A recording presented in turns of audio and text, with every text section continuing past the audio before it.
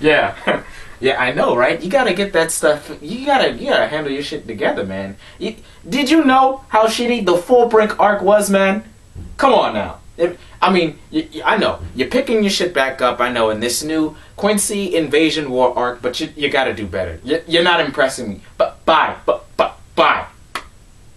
Shit. Damn. Oh. Hey guys, what's up? Door Killing Anime. Since I'm already filmed, I guess I'm coming with another video. Basically, the title is up. My take on Bleach. Yeah, I didn't mean to start this video, but basically, it's my take on Bleach and what I feel about the series. I feel I haven't given my full opinion on it, so let's get right down to it, okay? Alright. I had to take the glasses off because this is going to be quite serious. It's not going to be kind of positive due to my feelings about the series, but I'll try my best to, not get anybody butt hurt over it, okay? So I was just, if you're wondering, I was just on the phone with Taite Kubo, and I was just talking about him, and we were having this conversation, actually, and I was trying to tell him about what's happening with Bleach, my opinions of Bleach, and apparently he wasn't so kind of, me picking apart what I thought about the series and didn't quite take my opinion and points to heart. And, I think he may have gotten the point, but I don't know yet, He's on the right path, but I don't know. But let's get right into this video, okay? Bleach, the anime/manga series, okay? My take on it is that, I'll say straight off the back, it's an okay to subpar series. Alright? And how this video is going to run is that I'm going to give my pros and cons about the series. I'll give my quick character analysis, and I'll give you 4 reasons why I think it's good, the pros, and 3 main reasons why I think it's bad, the cons. Your strengths and the weaknesses and how I measure it up, okay? So let's get straight into the video. Alright. Bleach as a series, as I first was introduced to it, was going on Toonami. And I believe I was watching it on Adult Swim back, a little after, no, not on Toonami, but just Adult Swim. A little after Toonami went under in 2008 of September. And when I caught Bleach, it was a very exciting series. That's when I first started to get introduced to it, when Ichigo Kurosaki met this Soul Reaper named Rukia Kuchiki, and eventually the story goes up to Rukia passing on her powers temporarily to Ichigo Kurosaki. But then Ichigo Kurosaki manages to excel with his Soul Reaper powers and keeps them, which swerves the whole situation. And then there's this whole situation where Rukia Kuchiki becomes a villain, or becomes a villain to the Soul Society, the organization that she works for as a Soul Reaper. And Ichigo Kurosaki, willing to go and save her for the benefit that she has for him saving his family due to him getting his Soul Reaper powers, goes to travel to Soul Society by the help from Kisuke Urahara and the training of Kisuke Urahara, so he can combat the Soul Reapers of the Soul Society and the Gotei 13. Alright, this is how the story originally starts off. But originally, the story progresses on to where Ichigo Kurosaki goes off with his friends Chad, Orihime, Uryu, Rukia Kuchiki, Renji to a certain extent, etc., etc. And he faces off against different foes, resolving around, first initially, Sosuke Aizen, where Aizen is the main antagonist throughout most of the series, and they have to combat him, whether it be in Hueco Mundo, in the Soul Society, and whether they have to face such villains as Hollows, Arancars, Vizards, and then later on Espada. As the main central point of the series and main antagonist of the series, Sosuke Aizen faces off against the main character / main male protagonist, Ichigo Kurosaki.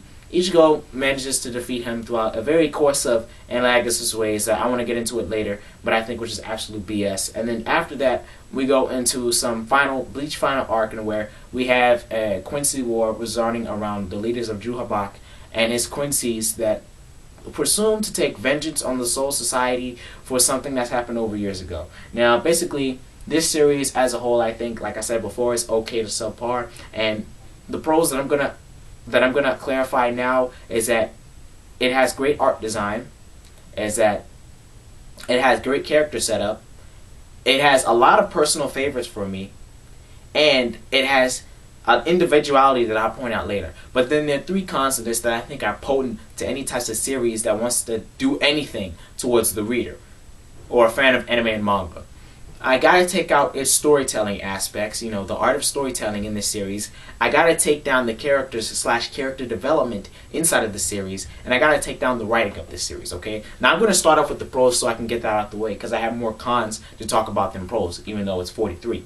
Alright, first of all, the art design. The art design of Bleach really takes a very beautiful and very interesting tale, as you can see from various fights inside the fight scenes, Ichigo versus Byakuya Kuchiki, and Kenpachi versus Ichigo, and let's see for Uryu versus Mayuri Kurotsuchi, and you can see it throughout the design of these fights in the anime and inside of the manga that the manga is very bloody, you know, because there's sword slashes and whatnot, but the art design inside of the anime makes the characters look more beautiful. You can see Ichigo's Getsuga Tensho, and you can see Byakuya Kuchiki's Senbon Sakura Kageyoshi, and you can very much see the character design of everyone. Now, my personal favorite about this art design is that the character designs pretty much fit the design and the individualities of the characters. Okay, the characters and how they're portrayed and move make them look unique. First of all, to where Kenpachi, you know, he has a guy with an eye patch, and you know he puts that eye patch to conserve his power. And also with Byakuya Kuchiki, you can see that little stuff in his ear. You know, just little things like that that makes the characters look unique and cool and just look appealing to the reader or someone who's reading manga and watching anime as a whole. The second point I like to make is definitely towards the character setup. The character setup of the series has Ichigo Kurosaki coming into a substitute Soul Reaper role, and then eventually coming into working as a substitute Soul Reaper for the Soul Society. Not just Ichigo Kurosaki, who has the motivation to be a very good coming-of-age character due to the loss he's had in his past with his mother and gaining development through there. He has interesting backstory to set up for an interesting character towards the series. I thought the series would take Ichigo Kurosaki on a road to where he'd have to get more of the psychological depth between the ones that he loves. I thought, or he could have much more than the type of person who'd have to combat with his non-reluctance or what he hasn't learned to get over the feelings of his mother in order to better prepare himself for the troubles that come in later arcs and later phases of the series as a whole. Like Ichigo finding some way to combat his feelings or psychological feelings of sadness or torture towards defeating an opponent. I think I would have liked that better. Also, Kenpachi Zaraki, we all know that he's from a district of Zaraki in the Soul Society. When he dies, he has an interesting character setup, and we can even see so more now in the Corinthian invasion arc with what's going on with Unohana. And I should really call him Zaraki, but I'm used to calling him Kenpachi. I know Kenpachi is much more of a title than a first/last name if you're looking at the Japanese English dub, but that's just my opinions on that. I just call him Zaraki. But Zaraki has an interesting background. So does Unohana with her first Kenpachi role. But we didn't get to see much of that at the start. Byakuya Kuchiki has an interesting character setup because he's much more silent, much more calm, cool, and collective. But also he cares about his friends and he cares about the one. And he has this sense of honor towards facing his opponents. So I'm interested in that. There's like a whole bunch of people I can go into, but I'm not going to go into that right now due to time constraints, okay? The further point I want to put is personal favorites. Personal favorites I put as a pro because as this series revolves around connecting with others and connecting with your soul as it does in regards to the Zanpakuto, then I have a very good like for the ideology. I'm studying over a lot of my words, but hey, ideology of the Zanpakuto and what it means to carry a Zanpakuto in a spirit and like a second spirit, and to learning more about yourself and you in combat. You know, as the Zanpakuto is explained in the Quincy Invasion arc, and I'm going to keep referring to that because that's the most present that I make in this video, Oetsu, the man who gave birth to the Zanpakuto, you know, one of the people in the Royal Court Guard squad, basically, in the Zero Squad, excuse me, basically has said that the Zanpakuto is a reflection of the user's soul or the wielder's soul into a manifestation, you know, onto some clay form or to some blade form, okay? We can see that I like that the personal favorite of mine is that this kind of molds the character's personality and the character's soul into a physical substance rather than, you know, having to psychologically go inside them. That's one thing that I like. And I also like the fact that this is much more of a sword slash samurai slash, you know, just sword slasher type series, you know, where you can combat with samurais, or because samurais is my favorite type of theme, or that feudal Japan theme that goes to it, or anything that resolves in individuals fighting with swords. Like one of my favorite anime slash manga characters today is Roronoa Zoro. He's definitely unique with his 3 sword style. But also I appreciate the fighting aspects of Byakuya Kuchiki, because even though he fights with his swords, when he releases his Bankai, he has the ability to control a number of swords, and even to tiny blades that can attack his opponent at any time. And I like the uniqueness of that, and that's one of my personal favorites. Now let's go on to the 4th part, and to the last part, the individuality of the series. How the series separates from, just having this basic mindsets of swords and blades and everything, and really goes into exasperating the thought of people connecting with their souls and using their souls as a way, as physical manifestations into combating their problems. And if you don't know what I mean by that, I mean by the use of the Zanpakuto. The Zanpakuto really reflects and really just shows the ability of the person to communicate with oneself and the balance that they have with oneself. I'll give you a primary example. Komamura, who has a very intricate and very deep bond with his Zanpakuto, can't break his Zanpakuto Tengo Myoi because of that. And it can very much repair itself. But some people, like let's say for example Ikaku, who very much doesn't show a lot of the same characteristics as Komamura in a relationship as in regards to his Zanpakuto, can't fully repair his Bankai because of it during his fight with Itorad.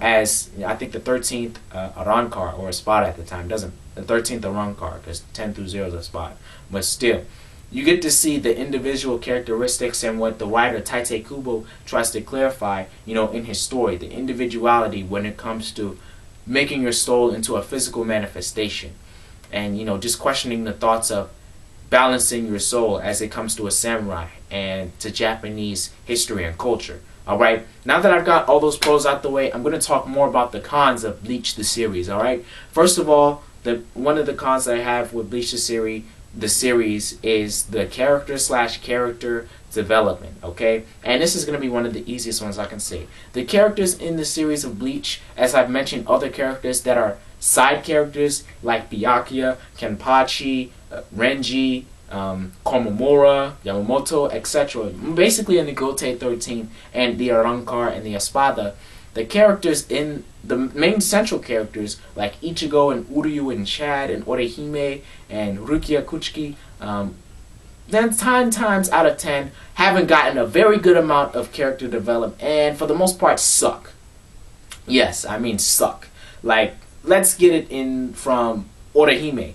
Orihime Inoue doesn't play much of a role inside of the series besides her initial fact that she can recover anything with the types of abilities that she has, but she's useless as a character because she intends to save everyone, during the Arankar Hueco Mundo invasion arc war, something like that, and she presumes to wants to save her friends, but she's in a situation to where she's captured, resolving and her friends coming in more danger, and I'm just not attuned to her character because there's no usefulness to be sort of the love interest or sort of that secondary factor to motivate Ichigo to do things.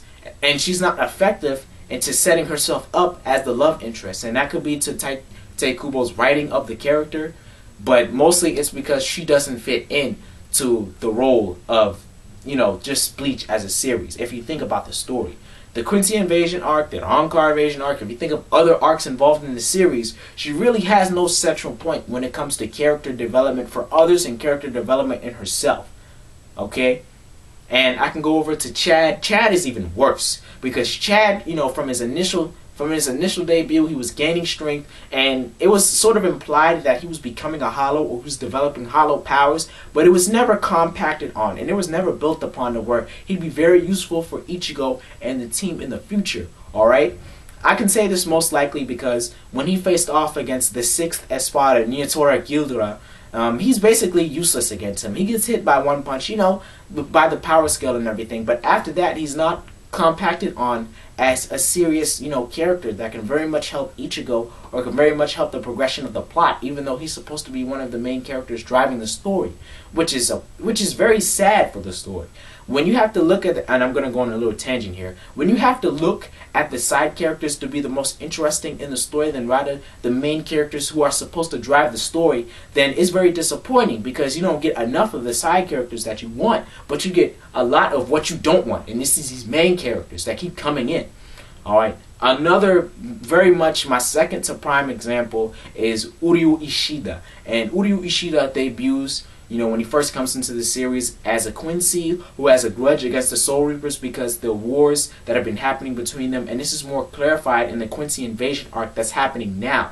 But as you can see, Uryu Ishida inside of the series, before this Quincy invasion arc, he really plays little to central roles in continuity into his character design. His character design when he first begins in the series, and when he first is introduced into the series, is to not have anything to do with Soul Reapers besides the elimination and hatreds towards them, because they eliminated his clan, and I could say clan, or they eliminated his group, the Quincy's, as themselves. But as he later develops, he begins to help Ichigo Kurosaki and begins to benefit the Soul Society when it comes to facing against the Arankars and when it comes to saving Rukia Kuchiki. Alright, now I can't say it more for the Soul Society arc because that was a special condition of wanting to save and help your friends, but I can't excuse the fact that he invades Sueko Mundo, tries to help out, Ichigo and the Soul Society again, and tries to save Orihime in order to benefit the Soul Society. I figured he'd be that X factor, who tried to, save Orihime by himself. He has the intelligence to do so. And I figured he'd be involved more with it.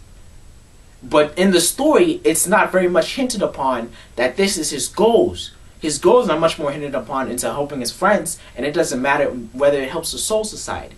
And even in this Quincy Invasion War arc, we haven't seen Uryu take advantage of the point that, or we haven't seen his opinions or feelings about the matter of the Quincy's invading.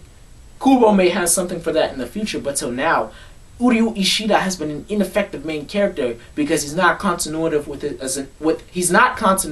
with his initial character design. Again, I'm sorry for the stuttering.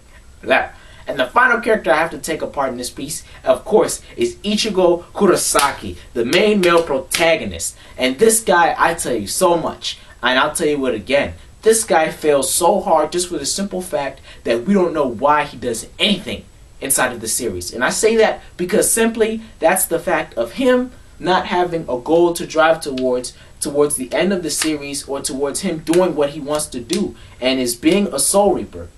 Him doing what he wants to do is a result of him being a Soul Reaper, going around destroying any types of threat that threaten the Soul Society, as his job is to substitute Soul Reaper of Karakura Town. But what I'm getting is from the time skip that he had, there wasn't anything that was the danger. There wasn't anything that was a danger with him being gone and with him not having his Soul Reaper powers. And I can say that concretely because Chad, Orihime, Uryu were taking control of everything, the hollows that were happening in Soul Society at the time. And when Ichigo didn't have his powers, the only drive that drove him to train with Ginjo and to train to have his full-bring powers and eventually bring back his Soul Reaper powers was because he felt that need of, let's say, uselessness or not being able to protect your friends. But I still don't get right now, even before he lost his powers and even after he's lost his powers, why he has these drives to concretely have these powers. I don't get it. And it's very ineffective in the characterization of Kurosaki Ichigo. Because initially, I would have thought his character would have been very good if he at least would have had a drive other than something than saving your friends. Or maybe he wanted to have a certain position inside of the Soul Society when he saw what the Soul Society actually did against Hollows. Okay? Maybe he wanted to save, or help Hollows rather than, Quincy's running to destroy them and what Quincy's trying to obliterate them. That could have been his initial or, just his, beginning goal or a goal, overarching goal of the series. But he doesn't have any of those. And thus makes his character incomplete because the character has no drive to forge on in the journey from A to B in the story. I know that was a lot of words, but overall, Ichigo has no goals or interesting goals or drive, which means I can't get invested into his character because he has no drive. Alright? That's just me being a reviewer.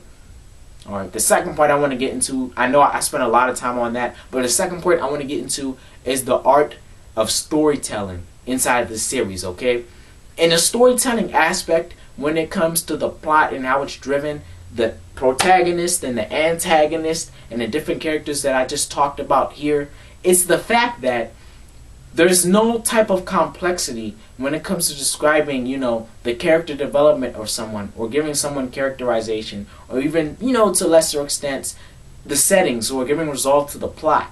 Okay, when I think of Hueco Mundo and why Aizen wants to go to Hueco Mundo, definitely the reasons is because he wants to conduct his Espada/Arrancar experiments where he wants to transmute Soul Reaper powers into hollows and vice versa. Okay, but when it comes to Sosuke Aizen, you know, I'm not gonna even call him Sosuke Aizen. I'll call him Trollsuke Aizen. Okay, and you can watch my other video that I made on him. Trollsuke Aizen basically makes these Espada and Wonder Wise and all these other Arrancars with Soul Reaper types abilities and release forms, and once they are put into action and have their own developments and have their own characters, they're absolutely fodder cannon and they're absolutely shit. And you could base this on the fact that, you know, the writer just booked them improperly, but I place that as a storytelling aspect because when you're trying to hype up this antagonist to be very intelligent, and when you have hyped him up to be very intelligent and to give more impact to the story, you've decreased the quality of this guy's intelligence/impactfulness towards the main characters going against this antagonist because his inefficiency to create these types of main villains, let's say the Espada, you know, is inefficient because all the Espada were defeated without taking any type of their opponents down. And to other extents, Gin was defeated, Kaname Tosen was defeated. So all this work that was put in place that gives a very good storytelling aspect towards combating, you know, the sides versus good and evil is done. And also with the storytelling aspect is about the characters and how you could give the characterizations of the central people inside of this series. Ichigo, he has little to no character development, and the character development that he does have is just in the Soul Society arc, and past that is absolute shit because the only things he has besieging those is these mood swings upon he can't protect his friends or he doesn't have the strength to do anything.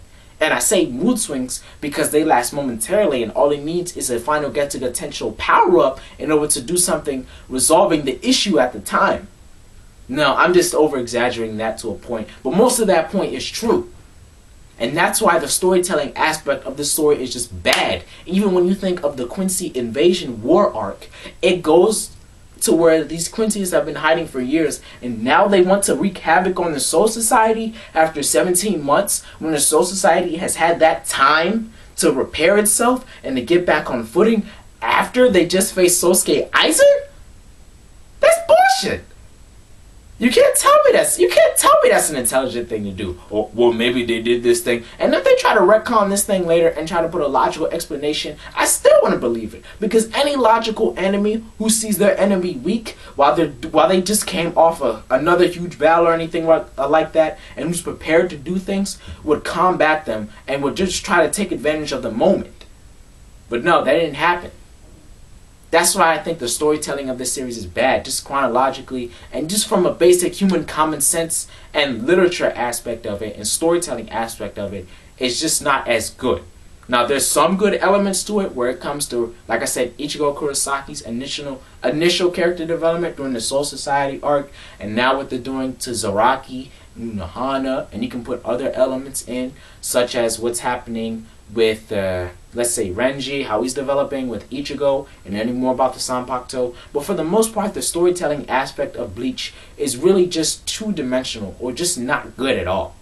Alright? Now I'll put my third and final con of this series, and then I'll wrap this video up. Basically, I have to question the writing of the series. And when I say the writing, I mean just the little hints and innuendos that makes the series just a good, or just makes the series over the top. Or as I should say, what gives it that A or B quality rather than that C or D quality that I base it on. Okay is C, D is subpar. So the thing that didn't make it a B good and A great is the fact that it didn't have very on the wall stick to writing.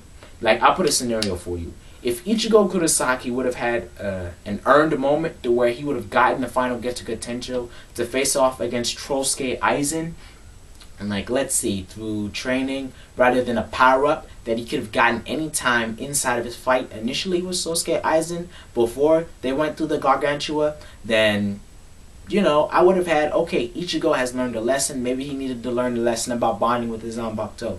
But as you can see in the manga now, when he's with Oetsu and he's going with his training with Renji, he has nowhere near bonded with his Zanpakuto. Even after